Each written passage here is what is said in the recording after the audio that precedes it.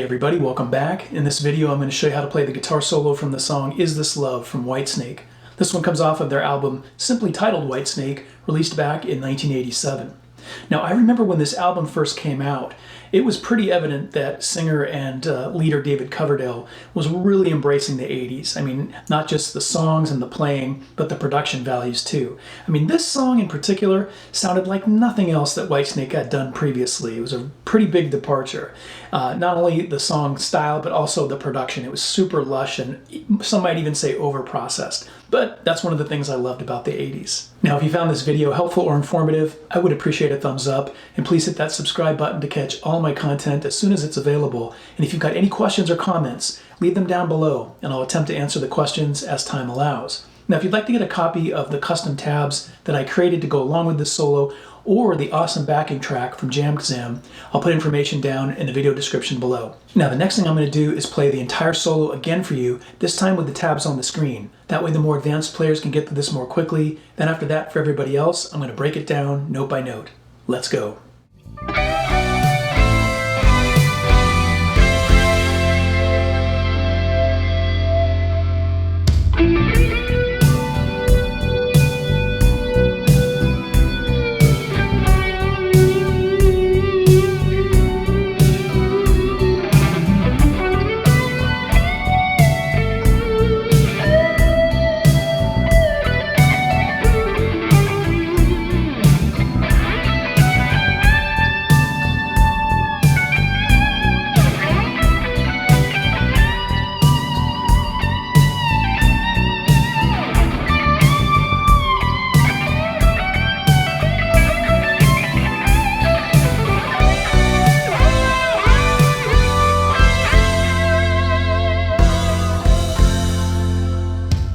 All right, here's section 1.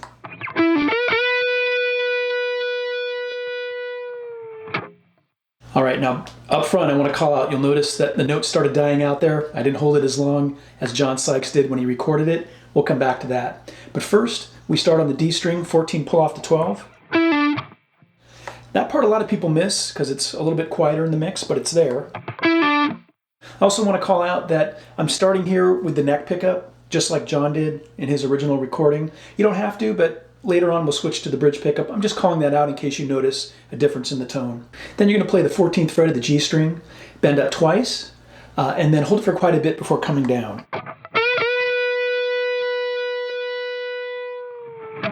Now obviously I'm not getting the note to ring out for as long as John did.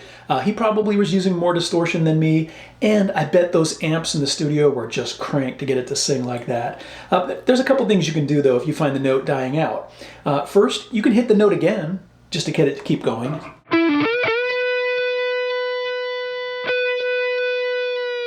Something like that. Or you can add something into the chain to get it to sustain for a little bit longer, right? You could add a compressor sustainer, for example. I'm using a Line 6 Helix processor, and in the chain, it's got an effect called the red squeeze, which is based on the classic MXR Dynacomp. So let me show you what happens when I kick that in.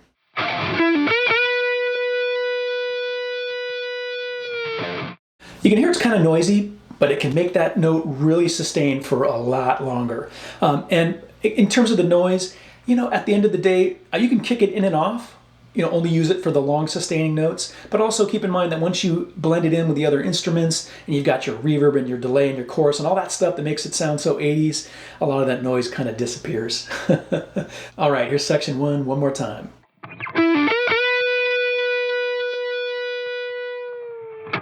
Okay, that section should be simple enough. Let's keep moving. Section 2 goes like this.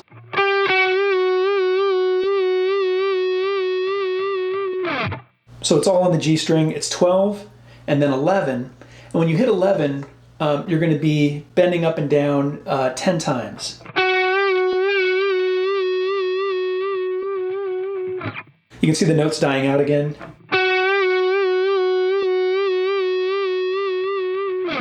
Once again, you can kick in that compression sustainer to get it to sing a little more.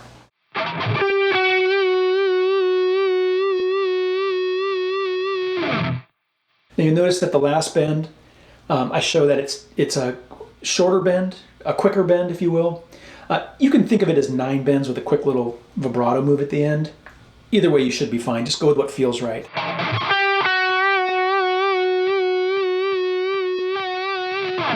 And then slide down. All right, once again, that section should be simple enough, so let's move on to section 3. Here's section 3 at normal and then slow speed.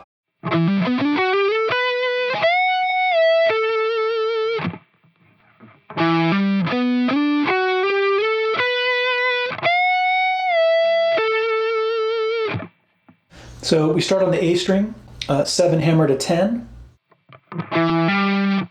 And then on the D string, 9 slide to 12, but you pick both notes.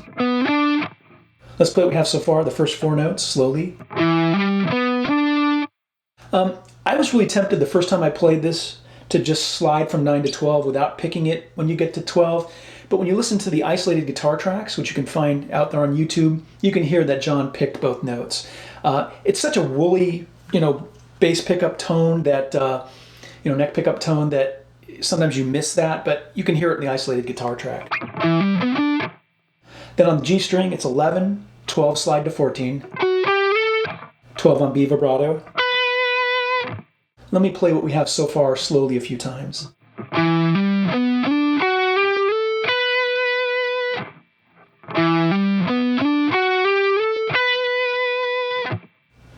And then we'll play 17 of B, bend up a full step, back down.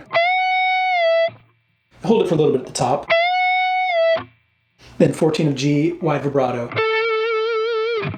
Okay, now I'm going to tie everything together, and I'll play section 3 one more time slowly and then at normal speed.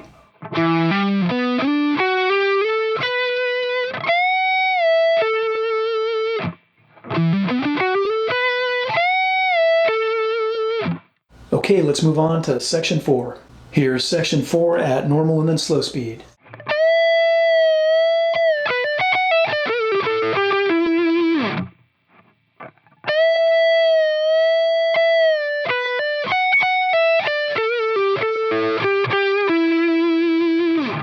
We'll break it up into 2 boxes, and in the first,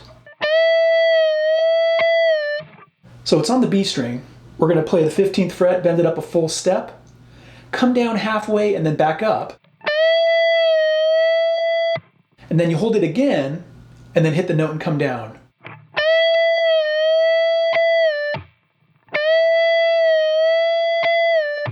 Then in the second box, slowly.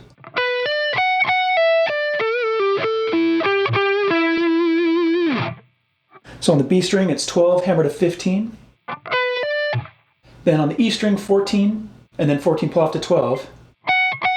15 a B. So far in that second box.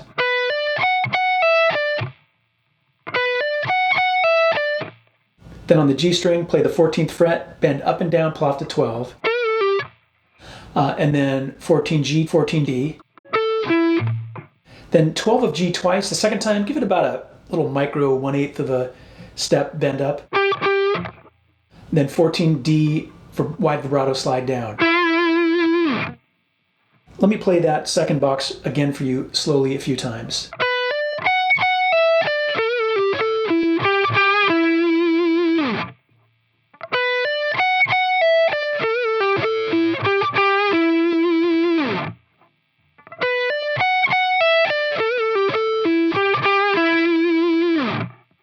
All right, now I'm going to tie both boxes together, and I'll play section 4 one more time for you slowly and then at normal speed.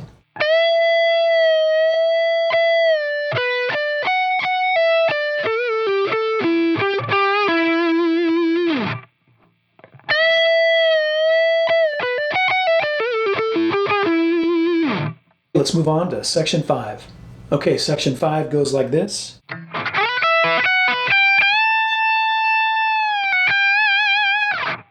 Now you notice the first little tab note there, it looks like a ghost scratch note.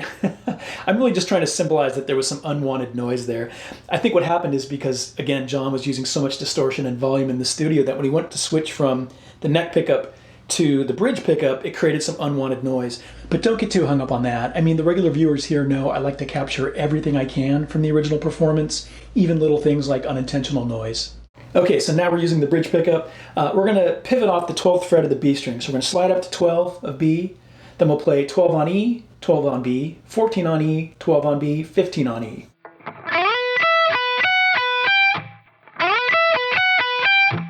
Then 15 on E again, bend it up, hold it for a bit, and then come down. Pull off to 14. And then 15 of E, wide vibrato, slide down. Okay, let me tie all that together, and I'll play section 5 for you one more time.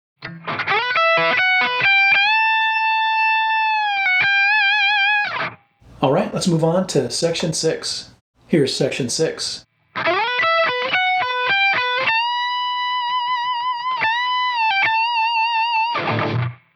Let's break it up into 2 boxes, and in the first,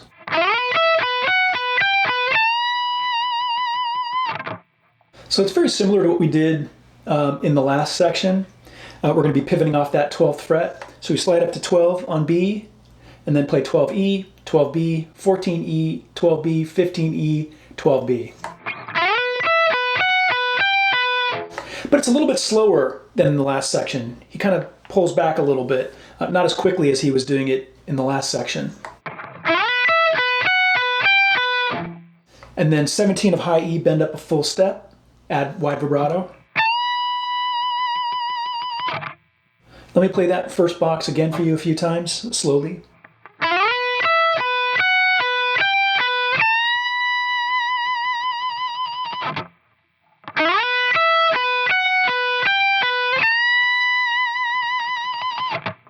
Then in the second box, so it's 17 of high E, bend up a full step, hold it for a bit, come down, pull off to 15. 17 again, wide vibrato, slide down. And then after that, and this is really kind of hard to hear unless you listen closely. You'll hear it better if you listen to the isolated guitar track and slow it down. You can hear open A and D twice really fast.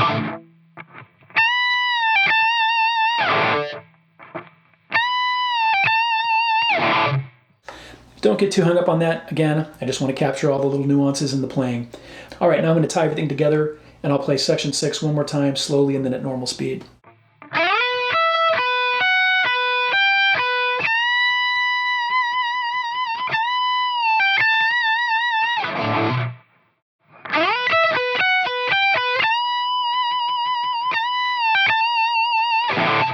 Okay, let's move on to section 7. Here's section 7 at normal and then slow speed.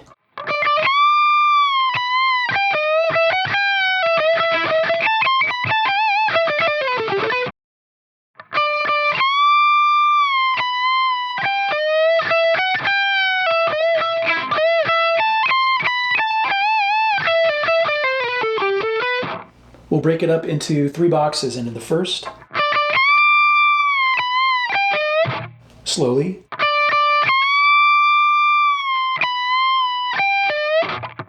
So on the B string, it's 15 twice.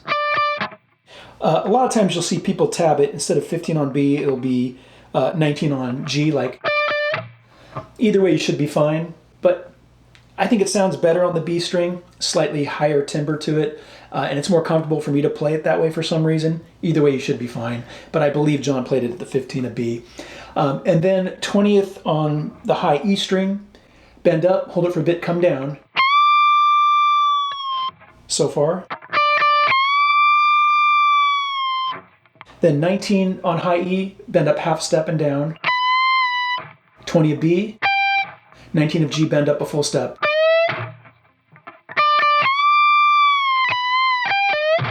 Then in the second box, slowly.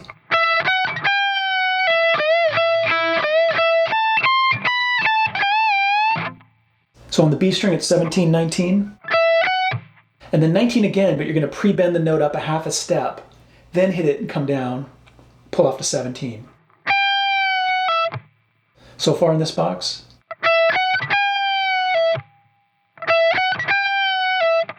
Then bend up at 19 of G a full step, followed by 17B open E. So far slowly.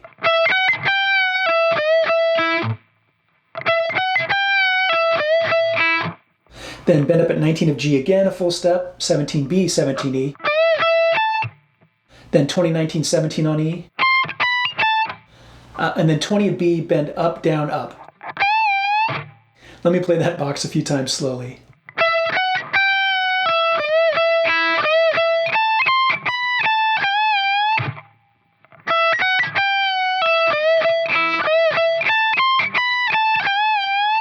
Then in the last box, we have that little fast burst. So it's 17 on B, 19G, 17B. Then 19 on G, pull off to 17, slide to 16. So far. And then 19 D, 17, 19, 16G. Now in that last box, here's some advice that might make it easier. I'm going to put the picking direction notation on the screen.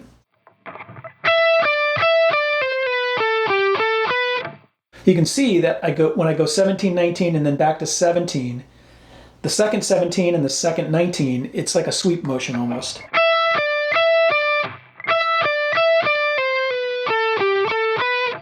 I found that easier when I did it that way. Okay, now I'm going to tie everything together and play section 7 one more time, slowly and then at normal speed.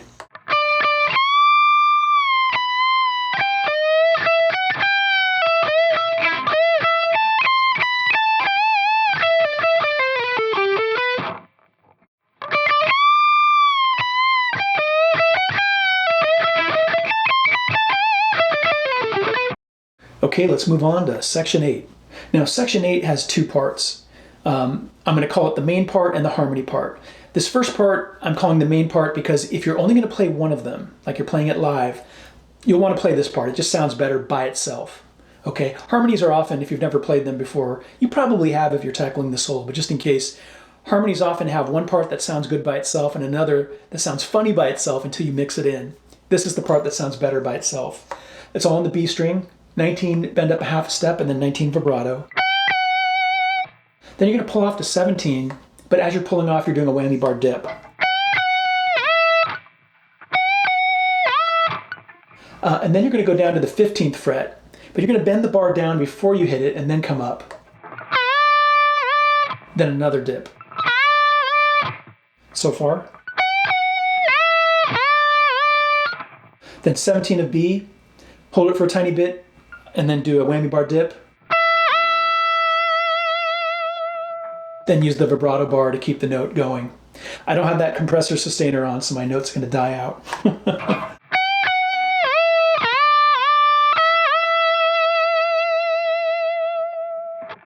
Now the second part to section 8, and again I'm calling this the harmony because this is the one that sounds odd by itself. So again, if you're playing with just one guitar, you want to play the other part and ignore this one, but here's the harmony part.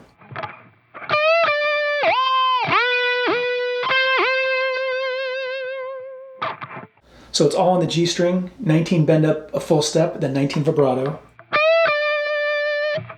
Then you're going to pull off to 17. As you're pulling off, do a whammy bar dip.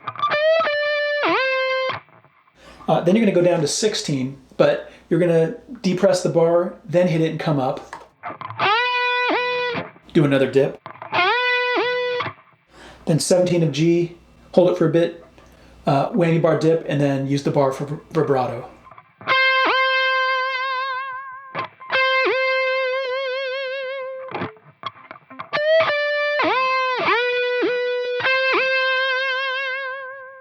All right, let's wrap it up.